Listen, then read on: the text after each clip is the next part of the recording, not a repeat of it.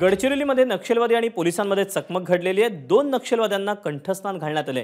एक AK-47 आणि एक SLR जप्त करण्यात आले।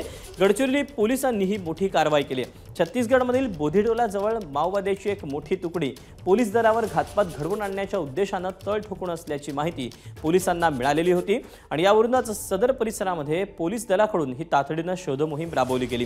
पोलीस दल परिसरामध्ये शोध घेत असताना माओवाद्यांनी त्यांच्यावर अंधाधुंद गोळीबार केला, ज्याला पोलीस दलाने जोरदार प्रत्युत्तर दिलं।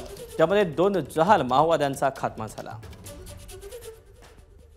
सिक्युरिटी फोर्सेसवर मोठा घातपात करण्याची योजना बनवत आहे। त्या अनुषंगाने तात्काळ गडचिरोली पोलिसने 4 C60 चे पथक आणि 1 QAT CRPF चे पथक असे रवाना केले नक्षलविरोधी अभियानासाठी। आणि जेव्हा दुपारी 3 वाजता ते नक्षलविरोधी अभियान आमचे पथक राबवत होते, तिथे नक्षलवाद्यांनी आमचे पथकावर ताबडतोड अंधाधुंद गोळीबार सुरू केला आणि त्यांचे प्रत्युत्तर देऊन आमच्या लोकांनी परत गोळीबार केले आणि त्यामध्ये काही नक्षलवादी पळून गेले आणि नंतर एरिया सर्चमध्ये आम्हाला 2 पुरुष नक्षल मृतदेह सापडलेला आहे। पालघर जिल्ह्यातल्या चिंचणी समुद्र किनाऱ्यावर कारचा टायर फुटून भीषण अपघात झाला। वाळूवर भरधाव वेगात कार चालवल्याने कारचा मागचा टायर फुटला, ज्यामुळे कार पलटी झाली। समुद्र किनाऱ्यावर वाहनांना प्रवेशबंदी असताना देखील अनेक पर्यटक बेकायदेशीरपणे तिथे कार चालवतात। मात्र स्थानिक पोलीस आणि ग्रामपंचायत त्यांच्याकडे दुर्लक्ष करते असा आरोप स्थानिकांनी केला।